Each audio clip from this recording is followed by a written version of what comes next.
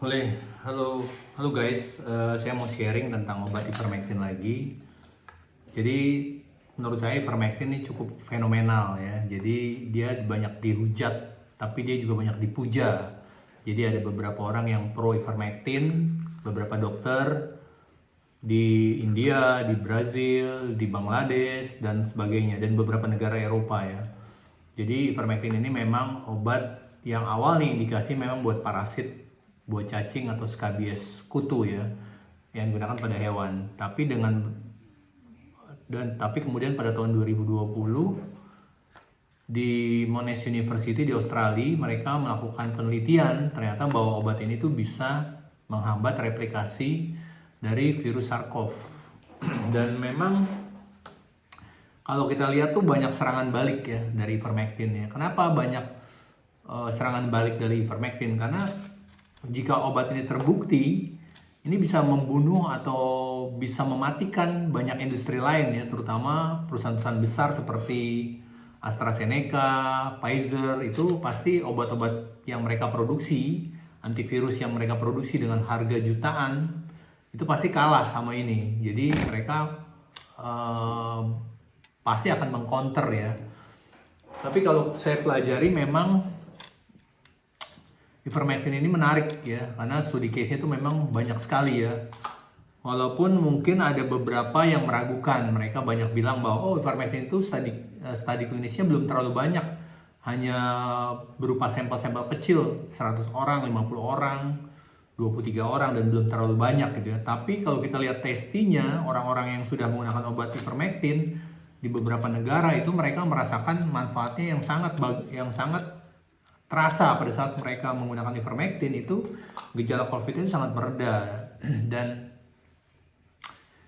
kalau kita lihat memang FDA itu sudah mengapprove percobaan ivermectin ini pada study case yang in vitro, jadi belum pada manusia. Dan begitu juga mungkin BP POM ya. BP POM itu memang agak rigid ya, jadi memang dia sangat berhati-hati. Tapi kalau saya sih patokannya dalam keadaan-keadaan seperti ini, dalam keadaan-keadaan yang luar biasa, saya patokannya bukan BP POM, tapi saya lihat informasi-informasi uji klinis dari luar negeri, karena biasanya mereka tuh lebih duluan ya, lebih update. Kalau kita kayaknya udah telat ya, jadi orang udah bergelimpangan, udah banyak yang mati, mungkin baru di ACC obatnya ya. Jadi ke depan menurut saya mungkin di Indonesia juga akan mempertimbangkan ivermectin ini untuk menjadi pengobatan COVID-19 ya. Mengenai dosis ivermectin ini memang ada beberapa pendapat berbeda-beda ya. Tapi secara normal dosisnya tuh adalah 0,2 mg per kilogram berat badan per dos, satu dos. Jadi dia diminumnya tuh sekali minum ya, single dose. Nah, kemasan yang ada di Indonesia itu adalah 12 mg. Kenapa 12 mg? Karena diperkirakan berat badan orang rata-rata yang meminum obat ini tuh kurang lebih sekitar 50 kilo. Jadi kalau kita katakanlah misalnya berat badan orang tuh rata-rata 60 kilo ya. Jadi 60 kilo dikali 0,2 mg itu sama dengan 12 mg. Jadi cukup untuk satu tablet. Nah, dosisnya tuh bagaimana? Nah, ada beberapa pendapat yang mengatakan ada dua. Kalau dosis profilaksis itu pencegahan, itu berbeda dengan pengobatan. Kalau pencegahan itu, dia ada yang bilang untuk orang yang berat badannya 50-60 kilo ya, itu satu tablet 12 mg itu single dose, dia diminum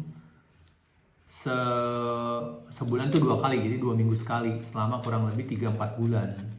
Tapi ada juga yang bilang seminggu sekali, jadi tergantung, jadi bisa seminggu sekali minum selama kurang lebih 4 bulan. Nah, untuk pengobatan ada pendapat yang bilang ya minumnya kalau berat badannya 50 di atas 50 kilo itu minumnya satu tablet selama 5 hari. Tapi ada juga yang diminum aja selama diminum sampai fase gejalanya itu mereda. Misalnya katakanlah penderita COVID dengan gangguan berat itu minum terus sampai dia mereda gitu ya. Dan kemudian apa sih yang ditakutin dari obat ini gitu ya? Kontraindikasinya sih kebanyakan biasanya tuh di pencernaan ya, seperti mual, diare, muntah dan sebagainya. Jadi gejalanya ya gejala yang umum lah, sama seperti obat-obat yang bersifat seperti asid asam. Terus yang kedua, obat ini tuh dia bisa menembus sawar barrier di otak. Jadi dia tidak dianjurkan untuk orang yang mempunyai katakanlah riwayat meningitis, riwayat kejang, itu tidak dianjurkan. Dan dia tidak dianjurkan juga untuk orang-orang yang menyusui atau hamil ya, karena dia bisa menembus sawar atau barrier pembuluh darah ya di otak. Mungkin itu aja yang bisa saya kasih informasi. Dan ivermectin ini bisa digunakan secara tunggal maupun kombinasi. Katakanlah kita bisa mengkombinasi ivermectin ini misalnya pada kasus infeksi COVID berat gitu ya. Seperti di beberapa negara dia dikombinasi dengan antibiotik gitu ya. Jadi ivermectin ini buat virus untuk menekan replikasi atau multiplikasi daripada virus COVID SARS-CoV itu sendiri. Dan kemudian yang kedua, biasanya kalau kita terkena infeksi virus itu biasanya ada tumpangan, jadi ada infeksi bakteri lain. Nah, infeksi bakterinya kita menggunakan antibiotik, jadi ada dua, antivirus dan antibiotik. Dan antibiotik yang kita pakai itu biasanya bisa dari golongan doxycycline 100 mg dengan dosis 2x1, kita bisa minum 7 hari atau 10 hari. Dan kemudian atau bisa kita juga menggunakan golongan clarithromycin single dose juga, sehari 1. Nah, terus kita bisa juga tambahkan katakanlah obat-obat seperti zinc, vitamin D, vitamin C dan sebagainya, atau obat-obat yang untuk meningkatkan daya tahan tubuh gitu ya. Terus kalau misalnya katakanlah kita ada gejala sesek dan kita tahu sekarang rumah sakit penuh di mana-mana, ya kita harus benar-benar siap untuk bisa mengatasi. Jadi biasanya saya di rumah tuh siap tabung oksigen dengan regulatornya, dan biasanya saya mempersiapkan tuh untuk volume tuh 6 liter. Jadi kalau 6 liter, kalau kita set di 2 liter itu bisa kurang lebih dari 18 jam. Jadi yang kita siapin itu tabung oksigen, regulator.